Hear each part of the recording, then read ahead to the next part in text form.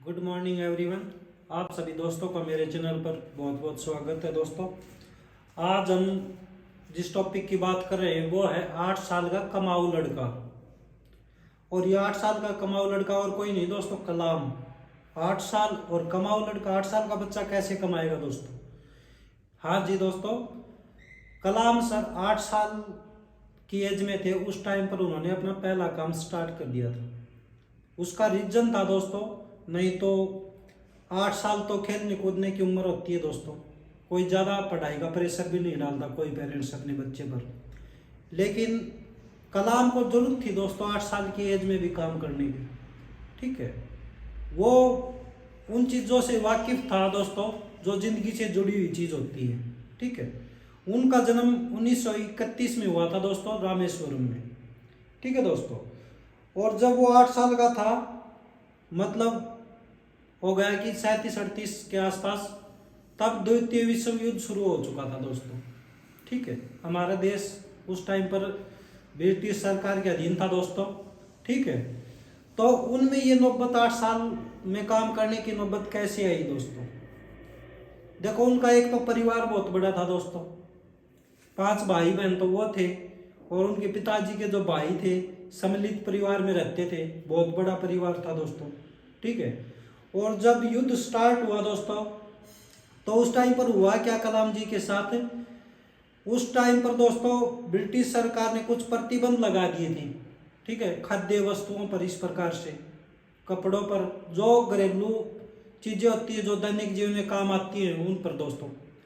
ठीक है, पहली बात तो दोस्तों प्रतिबंध लगा दिया था, दूसरी बात चीज मिल नहीं थी रही थी, और तीसरी बात कोई काम धंधा नहीं था दोस्तों। उस देखो, रामेश्वरम प्रसिद्ध है, वो शिव मंदिर के कारण प्रसिद्ध था दोस्तों, और शिव मंदिर रह गया दोस्तों एक तीर्थ स्थान। और तीर्थ स्थान दोस्तों सामान्य स्थिति में चलता है, जब युद्ध की परिस्थिति आ जाती है या ऐसी कोई आपातकालीन स्थिति पैदा हो जाती है, तब ऐसे स्थान दोस्तों बंद हो जाते हैं, जैसे कोरोना काल में भी बंद हुए थे। ठीक है, जो तीर्थ स्थान थे वो भी, जो पर्यटक स्थल थे वो भी बंद कर दिए थे। ऐसा ही कुछ उस टाइम पर घटना घटी थी दोस्तों। ठीक है, तो कुछ परिवार की जो जिम्मेदारी उनके पिताजी के सिर पर थी दोस्तों, वो उनको पूरा नहीं कर पा रहा था। ठीक है, कुछ तो प्रतिबंध, कुछ आमदनी बंद हो गई, क्योंकि उनके पास एक नाव थी कलाम सर के पिताजी के पास। ठीक है, और नाव से वो जैसे तैसे यात्रियों को, इधर उधर तीर्थ यात्री आते थे उनको छोड़कर, और अपना जीवन यापन कर रहा था दोस्तों, अपने बच्चों को पढ़ा रहा था, अपने परिवार की जरूरतों को पूरा कर रहा था। ठीक है, पर क्या आप लोग सोच सकते हैं दोस्तों उसमें 8 साल का बच्चा क्या योगदान दे सकता है? कोई सोच भी नहीं सकता दोस्तों। 8 साल का बच्चा अपने परिवार में भरण पोषण में, पालन पोषण में क्या योगदान देगा? लेकिन दोस्तों वो जिज्ञासु बच्चा था। ठीक है, उत्साह, उत्सुकता थी उसके अंदर।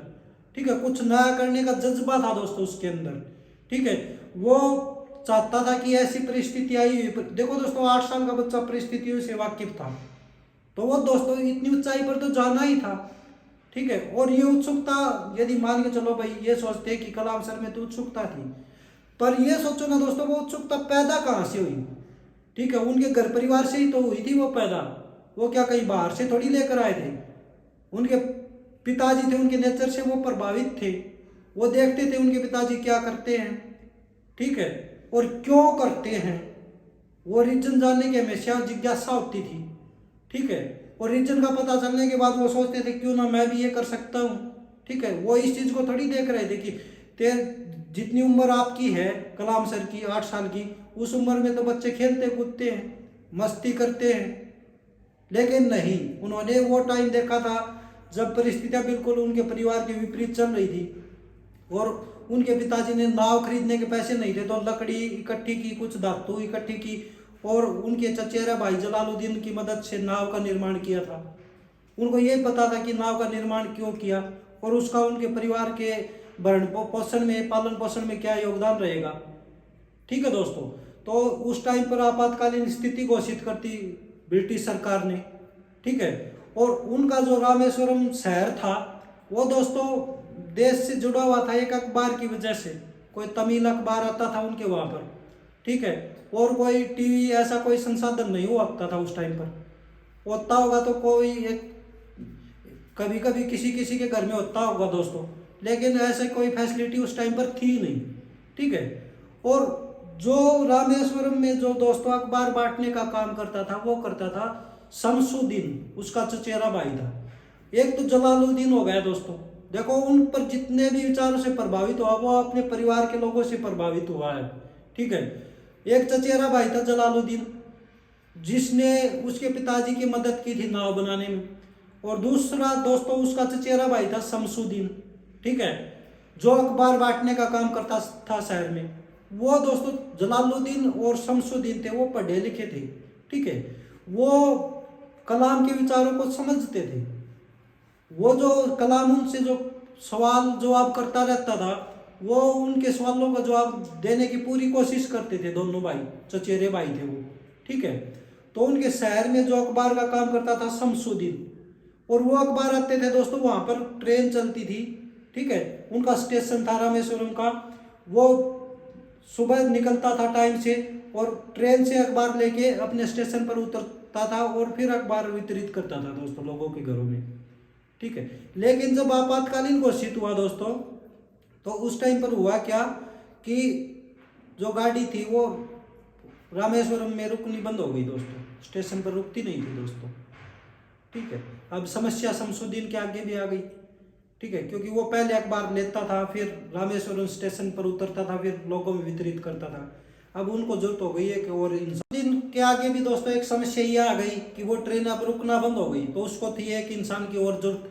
तो उसने अपने घर परिवार में बैठा वहां पर इस मैटर का जिक्र किया दोस्तों कि अब तो ट्रेन रुकना बंद हो गई। ठीक है। तो अब तो मेरा काम भी बंद होगा। ठीक है। लेकिन दोस्तों इसी मौके की फिराक में था एपीजे अब्दुल कलाम। एज 8 साल, काम करने की जिज्ञासा, अपने परिवार को सहयोग करने की। ठीक है दोस्तों। तो बातचीत होती रही। तो कलाम ने बोला कि मैं क्यों ना आप ट्रेन में लेकर आ जाओ न्यूज़पेपर अखबार, और आप बंडल को फेंक देना, मैं वहां पर वो बंडल को उठाऊंगा और मैं वितरित कर दूंगा शहर में। और कलाम जी के पिताजी मान गए इस बात को। ठीक है। तो बहुत खुश था दोस्तों वो बच्चा, कलाम सर, एपीजे कलाम। ठीक है दोस्तों। तो उनको मौका मिला अपने परिवार को सहयोग करने का दोस्तों। लेकिन अब दिक्कत एक और थी दोस्तों उनके सामने। दिक्कत थी कि वो पढ़ता भी था, ट्यूशन पर भी जाता था। उनको अपना जो दिनचर्या होती ना दोस्तों, जैसे सुबह उठते हैं, सुबह अपना डेली कार्यक्रम जो होता है वो करते हैं, उसके बाद कहीं बाजार में निकलते हैं, मतलब जो भी, उसको भी ऐसे ही अपने जो दिनचर्या थी उसमें नौकरी और जोड़नी थी दोस्तों। ठीक है। तो होता क्या था दोस्तों, वो उनके जो चचेरे भाई थे, ठीक है, उसके जो भाई उनके साथ पढ़ने वाले थे, उनकी रुचि उनसे ज्यादा गणित में होती थी दोस्तों। तो कलाम जी के पिताजी ने उनका ट्यूशन लगवा रखा था, जो उनके स्कूल के अध्यापक थे गणित के उनके पास। ठीक है दोस्तों। और अध्यापक की हिदायत थी कि दोस्तों सुबह उसको नहाकर जाना पड़ेगा। तो वो लगभग 3 और 3:30 के आसपास उठते थे दोस्तों। उस टाइम पर रात होती है दोस्तों, बहुत अंधेरा होता है। एक 8 साल का बच्चा अपने घर पर दोस्तों 9 बजे तक उनको कोई बोलता नहीं, और वो 3:30 बजे उठते थे, नहाते धोते थे, फिर वो ट्यूशन पर जाते थे दोस्तों। ठीक है। वो ट्यूशन पर जाते थे 4 और 5 तक दोस्तों। ठीक है। 5 से और 6 बजे के बीच जाते थे वो कुरान शरीफ सीखने के लिए दोस्तों। कितने बजे उठते थे? 8 साल का बच्चा है दोस्तों, ये मैं 8 साल के बच्चे की कहानी बता रहा हूँ, किसी यंगर एज की नहीं बता रहा। 8 साल का वो बच्चा, ठीक है, कुरान शरीफ पर गया। फिर वो जाता था दोस्तों हंसता खेलता कूदता मस्ती में रेलवे स्टेशन पर, और ट्रेन का उसको दूर से ही पता चल जाता था दोस्तों। कोयले के इंजन वाली ट्रेन चलती थी, बहुत धुआं फेंकती थी वो। ठीक है। धुआं का देखकर वो अनुमान लगाता था कि हाँ अब ट्रेन आने वाली है। उछल कूद करता रहता था। ठीक है। उस क्योंकि दोस्तों देखो एक बच्चा तो वो था घर में, यदि उसको पानी का गिलास पकड़ाने के लिए बोल दे तो भी दोस्तों वो उसका चेहरा उतर जाता है। और एक वो था दोस्तों कि अपने परिवार के लिए देखो कितने अपने कोई नया काम अपने दैनिक दिनचर्या में जोड़ता जा रहा था। ठीक है। जैसे ही ट्रेन आती थी वहां पर, तो चलती गाड़ी से शमसुद्दीन दोस्तों अखबार के बंडल थे वो फेंक देता था। वो उनको उठाता और फिर उनको शहर में वितरित करता, जिस जिस जगह जिन लोगों को वो देना होता था। ठीक है, वो लोग भी उनको बोलते कि बेटा तेरी एज तो पढ़ने की है, तू पढ़ा कर, ये क्या काम कर रहा है। ठीक है, लेकिन उसके मन में ये थी ना कि कैसे मैं अपने पिताजी की सहायता करूं, अपने परिवार के साथ कैसा कैसे ना कैसे करके योगदान दूं, ताकि मेरा परिवार को कोई किसी दिक्कत का सामना ना करना पड़े। ठीक है दोस्तों, फिर वो वहां से आते थे अखबार वितरित करके, और फिर अपना उसकी माता जी थी वो उनका नाश्ते का प्रबंध करती थी, नाश्ता करता था, स्कूल में चला जाता था। स्कूल में भी लेट हो जाता था दोस्तों, वो लोग बोलते थे कि भाई ये काम बंद कर दो, स्कूल में टाइम से आ जाओगे आप। ठीक है, लेकिन नहीं, उसके अंदर तो एक ही बात थी कि मुझे मेरे परिवार के लिए कुछ करना है दोस्तों। ठीक है, इस तरह से 8 साल का जो बच्चा था वो कमाऊ बनता गया दोस्तों। जैसे ही स्कूल से आता था दोस्तों वो, ठीक है, फिर निकल जाता था, जिनको सुबह अखबार दिया उनसे पैसे इकट्ठे करने के लिए। ठीक है, जो हिसाब किताब होता है वो करने के लिए कि कितने लोगों को न्यूज़पेपर दिया, कितने के पैसे आ गए, कितने के रह गए, क्योंकि नेक्स्ट डे भी दोस्तों अखबार लाना पड़ता था शमसुद्दीन को। पैसे इकट्ठे किए, उसके बाद दोस्तों वो समुद्र के किनारे किनारे टहलने चला जाता था। वहां पर उनके यार दोस्त होते थे, कोई अखबार बच जाता था तो दोस्तों वो उनको पढ़ता था। युद्ध का टाइम था दोस्तों, द्वितीय विश्व युद्ध चला हुआ था। ठीक है, तो वो अखबार को पढ़ता और अपने मन में विचार करता दोस्तों कि नेहरू कैसा होगा, महात्मा गांधी कैसा होगा, और जो क्रांतिकारी थे वो कैसे होंगे। ठीक है, क्या मैं भी कभी मद्रास कोलकाता बम्बई जा पाऊंगा, और यदि मैं बम्बई मद्रास कोलकाता गया, यदि मेरा सामना नेहरू जी से, महात्मा गांधी से हुआ, ठीक है, तो मेरे मनोभाव कैसे होंगे। ये देखो दोस्तों, वो विचार करता था। ठीक है, सोचता था। ठीक है, कि किस तरह से मेरे मन, मतलब दिल के मनोभाव कैसे होंगे। ठीक है, इतना काम संभाल रखा था उसने, और फिर वो वापस घर आता था। ठीक है, फिर होमवर्क करता था, 9 बजे फिर वो सो जाता था दोस्तों।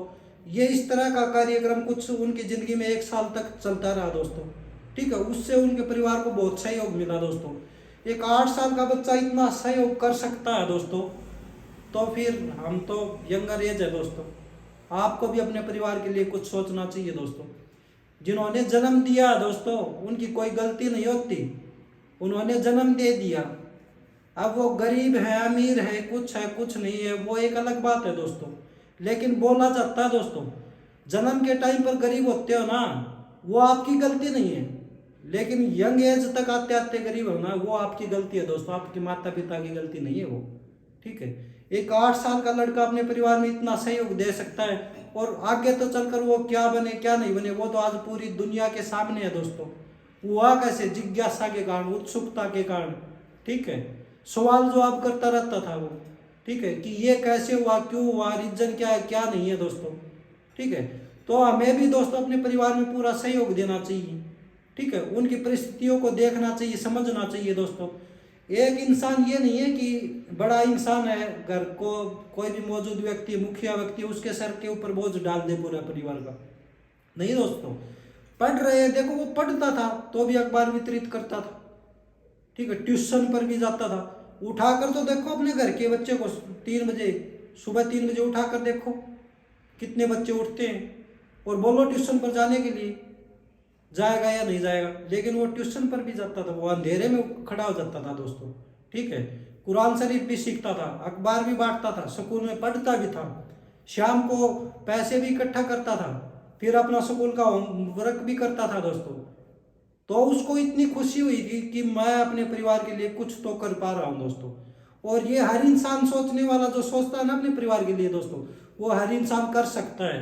ठीक है, बहाने ढूंढने के लिए लाखों बहाने हैं दोस्तों इस दुनिया में, लेकिन करने वाले के लिए कोई एक्सक्यूज नहीं है दोस्तों, वो कर सकता है, और करने वाले की कभी हार भी नहीं होती।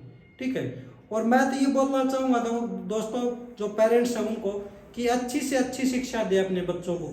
ठीक है, ताकि उनका भविष्य बने, क्योंकि बच्चे का भविष्य है वो परिवार के ऊपर टिका होता है दोस्तों। ठीक है, काफ़ी बच्चे ऐसे भी होते हैं उनके परिवार में कुछ संस्कार नहीं होते, लेकिन वो निकल जाते हैं, उसका भी रीजन होता है क्योंकि वो स्कूल में जाते साथ में किन बच्चों के साथ में बैठते हैं उनका प्रभाव बढ़ना शुरू हो जाता है दोस्तों। संगत का असर जरूर पड़ता है इंसान के जीवन पर, लेकिन सबसे पहली संगत पेरेंट्स की होती है, मम्मी पापा की होती है दोस्तों। ठीक है, एक बात मैं युवा वर्ग को बोलना चाहूंगा, चाहे लड़की है चाहे लड़के हैं दोस्तों, कि अपने परिवार की एक तो इज्जत कभी कम मत होने देना, और एक अपने परिवार के लिए ऐसा काम करना ताकि उनको ये फील हो कि हाँ बच्चा सहयोग कर रहा है दोस्तों।